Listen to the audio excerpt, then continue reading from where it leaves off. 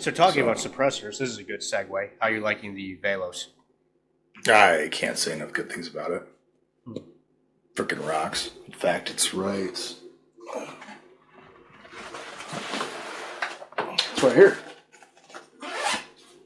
That will probably be my next. I just happen to be in my office and it happens to be sitting next to me.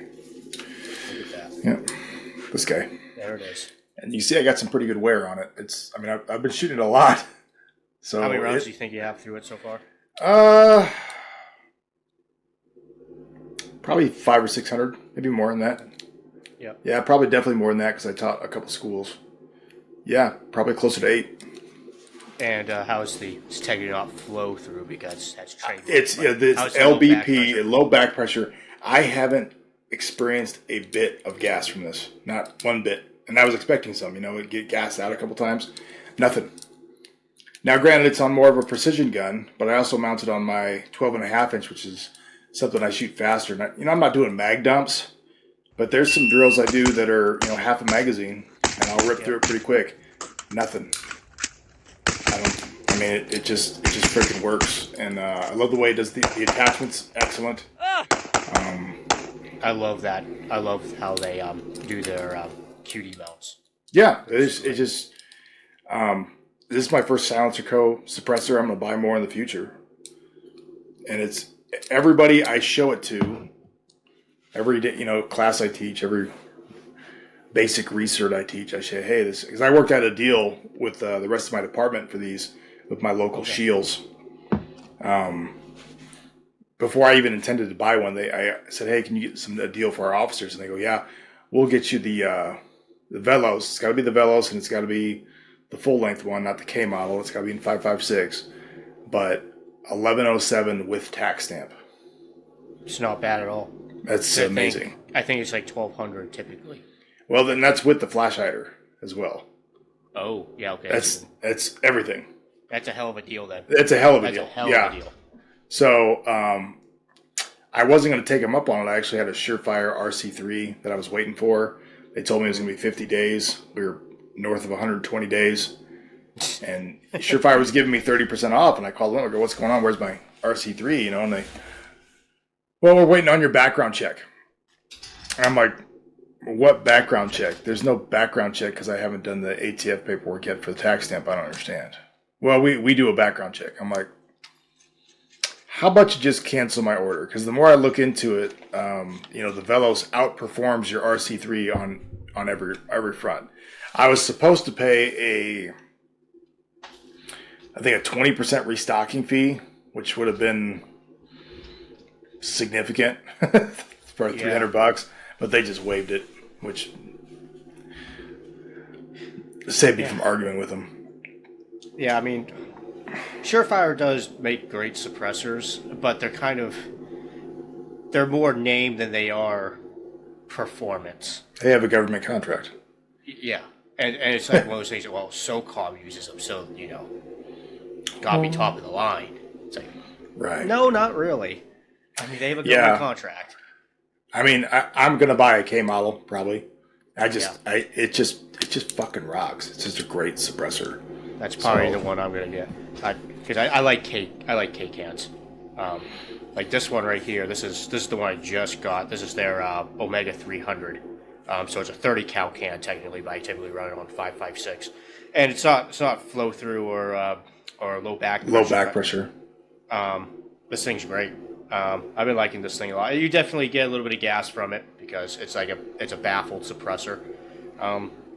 But yeah, I got this one for free because when I bought my Omega 36M, Silencerco does this thing typically in the summer where it's a buy one get one. So I think back then it was like if you spent $1,200 on one of their products, suppressors, flash hiders, etc., you get another can, and this was one of them. That's awesome. So 2 cans for basically $1,200. Yeah. It took them a year to fulfill it. I didn't wait for the paperwork a year for this. It took them a year to fulfill it. Right. The paperwork came back in 2 days for this one. But But yeah, I really like this. I also like that 36M too because you can mount it on everything from 9mm down to 5.56, 308, 338 Lapua. I mean, you could put it on anything, and you can either make a long can or a short can. It's super modular. This one's interesting because you can take off the end cap here and put a compensator on it at the end. I really like Silencerco. I mean, I'm impressed. they're a really good company for suppressors. So you're looking at going to the Velos next, K model Velos? Yeah, I think that would be. I'm like 95% sure that's going to be my next suppressor.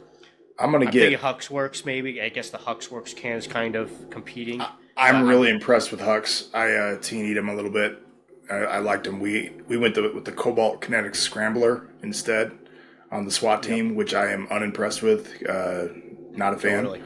Yeah, we should have. It's gone the really Hux. fat one, right?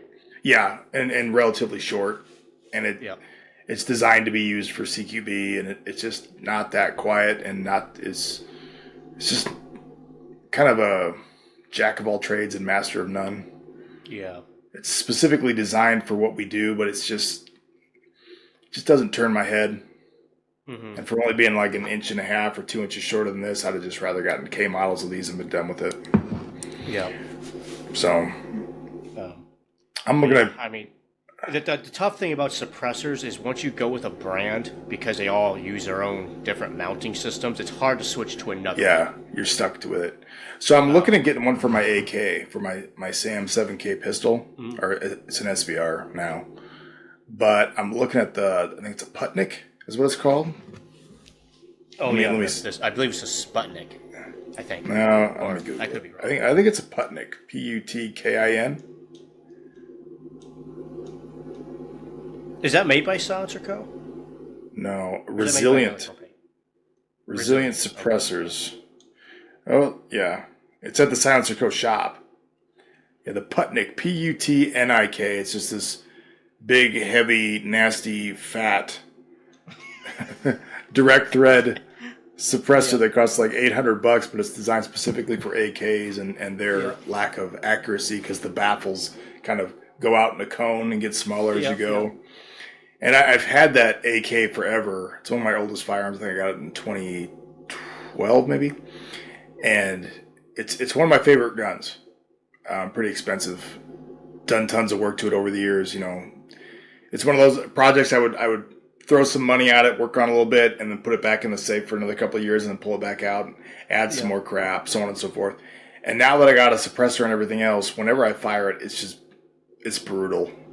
I'm like, this sucks. I need something. Once you go suppressed, I'm like, why would you ever shoot unsuppressed? Oh yeah, it's punishing. So I'm like, I'm gonna get this Putnik, and then I'll actually, run that gun some more and actually enjoy it. But that's my next one. I'm also doing a T&E for an Australian company. I can't really name them because I told them I wouldn't. But I'm doing a T&E on their Gen 2 suppressor, which they just sent me to keep. They said, you want me to go through the department or you want me to go through you? I go, well, what's the difference? He goes, well, if I send it to you, you can keep it. I'm like, well, okay. So I still got to pay the tax stamp and everything. But it's a prototype. So on the serial number, it actually says proto, for prototype on it. And that one's from a really small startup company in Australia. And they don't even have a cool name yet. Their name is just like some startup company name. It's interesting. But they're working on their startup website, just a bunch of letters and numbers. It's a 3D printed can, but the name sounds like just a very generic name for a company. And I really like their Gen 2. And they're on the Gen 3s already, and they said they're going to send me a Gen 3, and so I'm looking forward to messing around with that. So kind of cool. People I've met in my travels. Says, hey, I'll send you. Sorry, go ahead. No, that's all I got. I put that 36M on my AK, and I really like it. It suppresses well. So it's a PSA. What is it? AKP. That's what they call it. 7.62, and that 36M does pretty well in there. Although it is pretty gassy because it's a baffled can, so you definitely eat a lot of gas from that AK. But it suppresses. AKs get hot. Better than it being unsuppressed. Yeah. Well, this one's got is it a 9-inch barrel, I think, or a 10-inch barrel on that Sam 7K, and it gets hot. And when I throw in that Putnik can on there, it's going to get even hotter. It's going to be hotter than shit. I mean, it's like, Yeah. I got a little stubby vertical forend grip to help with it, because it's got an aluminum rail system, and the whole goddamn thing gets hotter than shit. Like, I'm wearing gloves and I'm still going, fuck. So I might have to figure out a creative solution to it that'll probably be ugly as hell, but put some Gotta sort go of with the old school broomstick. no, probably some sort of fire retardant material wrapped around that rail system with something else wrapped around that, so it's adds an inch of width on it, but I can actually keep a hand on it. Firefighter. Something. I'll get creative. Time for the post-video shameless request for support. If you guys like my content, you want to see more of it, please like, subscribe, hit the little bell. You guys know how YouTube works. Better yet, support my channel. Go to my website, daishotactical.com. There you can find a variety of products that I make myself at my workbench. I make a variety of slings in a bunch of different colors, quite a few different models. I also make shooting bags. Any money spent at the store really does help me moving the channel forward and making more content for you in the future. Thanks for watching.